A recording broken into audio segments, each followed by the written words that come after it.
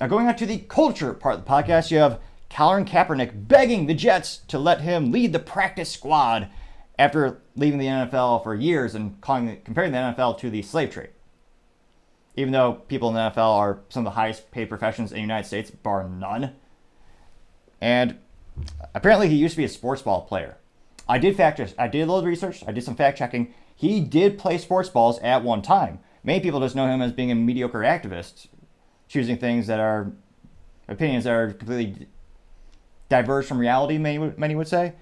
Now, apparently he was a third-rate quarterback who went 7 to 10 games without even scoring a touchdown, which, again, you think just mathematically, what are the odds you can't score a single touchdown in all of those games? It's almost mathematically impossible, I think, to be that utterly inept and just have such little talent. It's fascinating. Now, recently he did a Netflix special, and in the Netflix special, he actually compared the NFL to being a slave, which couldn't be further from reality, which, again, perhaps is also a good metaphor for his ideologies or him to begin with, but it looks like, looking at the actual documentary here, and a couple of his comments, he has in this documentary, which, again, I was going to say, I almost would feel more accurate calling it a mockumentary because, again, it's completely disconnected from reality. Sports balls players make lots of money, not just from the NFL giving them cash. Well, realistically, they probably do a little simple wire transfer or an ACH. But nevertheless, in addition to getting copious amounts of that, they also get healthcare benefits, and they also get endorsement deals, which is how some of these players are billionaires. Michael Jordan actually made more money from endorsement deals than actually playing basketball, or as the youth might call, basketball, which is a little disappointing because the basket is kind of inefficient. If you try to use it as a traditional basket, the ball just goes out. So I don't know how appropriate it is to actually call it that when it's basically a broken basketball. But nevertheless, billions of dollars are made from sports balls. Now, in the documentary, he actually, and this is from NBC News, and he actually say, quote, as he condemns the NFL draft, we see a depiction of a slave auction juxtaposed with images of white coaches examining black bodies. Which, this person does get an A+ for grammar in terms of fancy words. Juxtaposed is a cool word. The youth should use more. Some words just don't get enough love. But nevertheless, when it comes to what he says, Colin Kaepernick actually says in the documentary, quote, what they don't want you to understand is what's being established is a power dynamic. Before they put you on the field, the teams poke, prod, and examine you, searching for any defect that might affect your performance. No boundary respected. No dignity left intact, unquote. Well, that is called a physical, which, if you have health insurance, most men and women usually get once per year. And your job is physical. So it would make sense that you kind of have to be in shape. They want to make sure you don't have any long-standing health issues. Again, these players are making millions of dollars to catch a pigskin. Well, I was going to say, that would actually be better for the environment. Ironically enough, I don't know if it's animal activist or environmentalist. They actually don't make them out of pigskins anymore. They're made out of synthetics. Ridiculous, to say the least. So the insanity is quite ridiculous. The power dynamic, getting paid millions of dollars per year. So let's see here. So again, this is a couple years back. I mean, this documentary saying the NFL is evil, it's racist, this is terrible. And now he comes crawling back, pretending to want a job. Now, if you look up the median wage for an NFL player, it's $860,000. By no means is that slavery. $860,000. Now, the minimum salary in the NFL, again, the minimum, is $750,000. Now, granted, the government does steal half of it, but again, vote differently if you want differently. Now, again, the minimum is $750,000 for a rookie, and it goes up from there. Now, thankfully, it looks like his letter begging to be let back on the team, which, just from a business perspective, no team should touch him with a 10-foot pole because he's extremely polarizing. This is someone who makes money off being an activist, makes money off of causing conflict. I can't think of a team that would want that. Again, you're going to actually fraction and fractalize your whole customer base. The fans aren't going to like it, or less, on average, half of them won't like it. So they're going to alienate a good portion of their fan base by hiring this person. So while the other people might like it or tolerate it, more people, again, politics and sports balls usually don't mix. People just want to have a Yang beer nowadays and watch the game. They don't want to be preached to, or in this case, lied to. Now, it looks like, and again, it's debatable if this actually, I don't know if he wrote it, but nevertheless, this is a letter from the former mediocre ball player. So this is going to the New York Jets, apparently. All right, so this is, again, I was about to say, your ears might hurt, but this is nevertheless what Colin Kaepernick wrote. Quote, Joe, I hope this letter finds you in great spirits, despite the less than ideal start to a big season. I'm wishing you, your staff, and your players a great game this weekend as you look to bounce back. I'm writing, of course, in response to the unfortunate loss of Aaron Rodgers. I know the aspirations this season were and still are to win a championship, and so that Hall of Fame seized hole will be filled as best as possible to keep the team on Super Bowl track. As of now, Zach Wilson is charged with that task, and I wish him and the rest of the team the best moving forward. However, I know that there are currently depth issues in the position, as I've heard that the backup spot is likely to be filled by a veteran quarterback.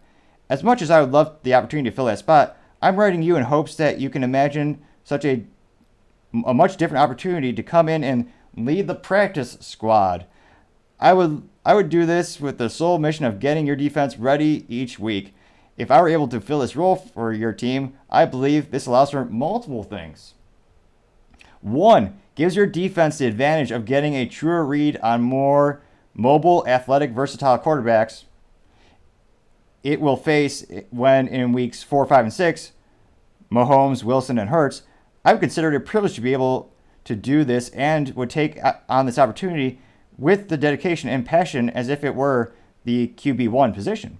2, this would allow you guys as an organization to take a real look at where I'm at football-wise in game-like situations against an elite defense, while also not putting any competitive pressure on Zach. I understand the importance of keeping him confident and focusing as QB1, and I would only look to boost this confidence in any interactions that we may have if I was given this role with the team.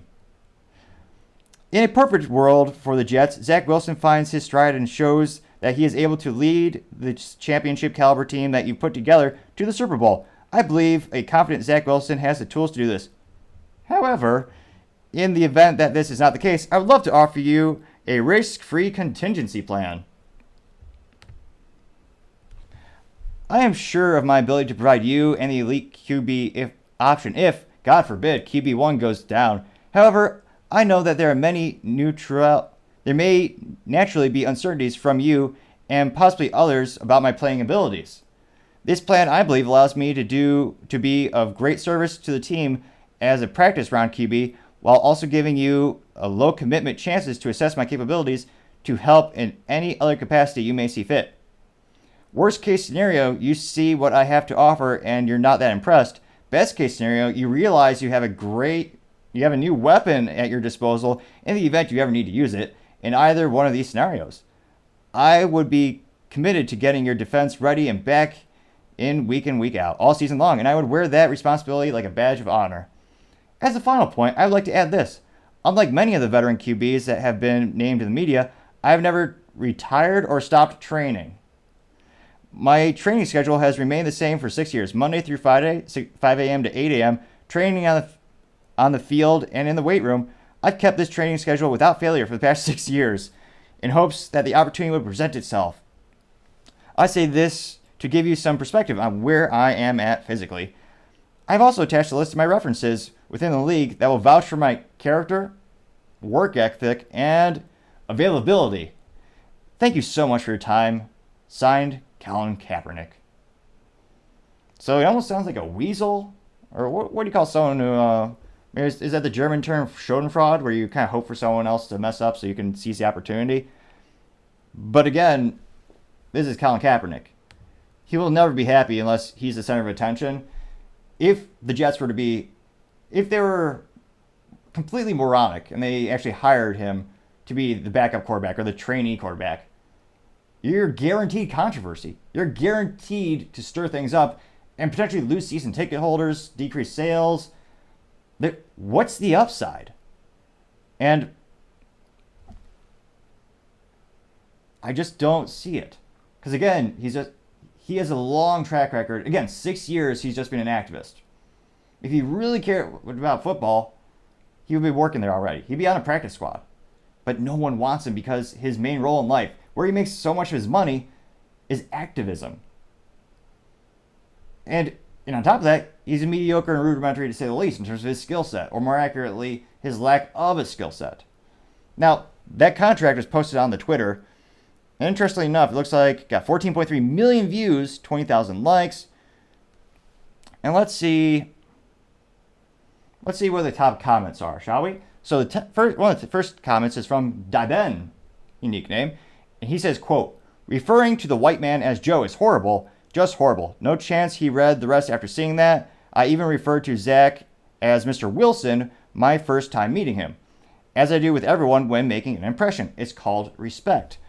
Although I'd expect nothing less from somebody who profited off a documentary labeling the organization he made generational wealth off of as modern day slavery, quote unquote. Idiot. So that was Mr. D. Ben. He got 24 likes, about 22,000 views. It looks like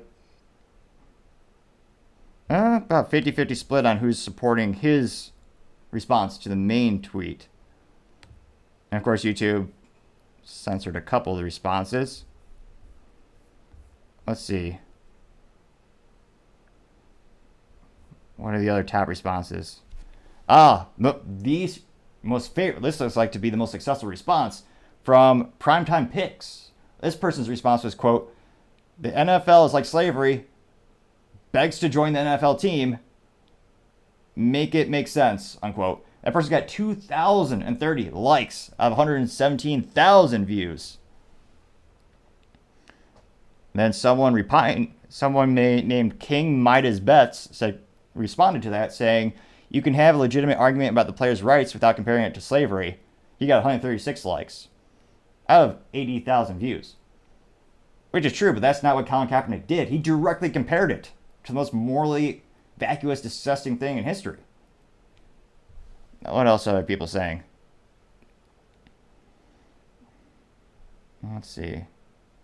Someone by the name of Khan said, I don't even hate Cap, but it's so shameful, unquote. He got 616 likes out of 162,000 views. And apparently he's a sports ball player, I believe. You have a couple memes. A lot of people saying they don't want him. I guess you have one person by the name of Earl saying Colin Kaepernick is probably better than Zach Wilson right now. That person got 36 likes.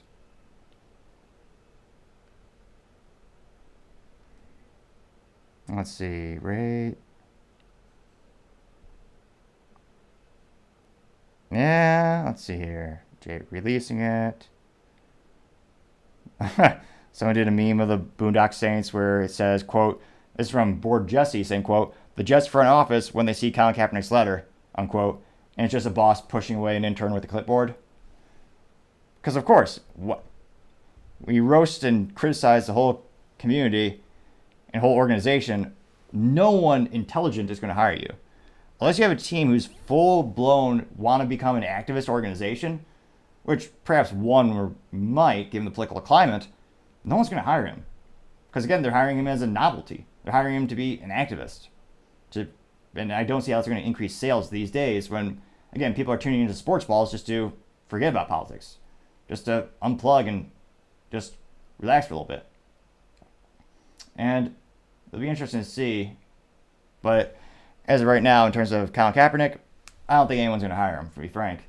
Let me know in the comments, do you think any NFL team is going to make a legitimate offer to him? He has not been on the field as a player in 6 years, and most of his time is just spent activism, not sports balls. So it'll be interesting to see. Time, of course, as I always say, shall tell. And it'll be interesting to see when my focus works? That's the real question, is what does it take to have the focus come be perfect? It'll be interesting to see. Let me know if you have any software recommendations as well, because I would appreciate the feedback. Thank you so much for taking the time to tune in today. I know I'm ambitious. We're trying to get to 4,000 subscribers by the end of September. So if you can click that button, I would greatly appreciate it.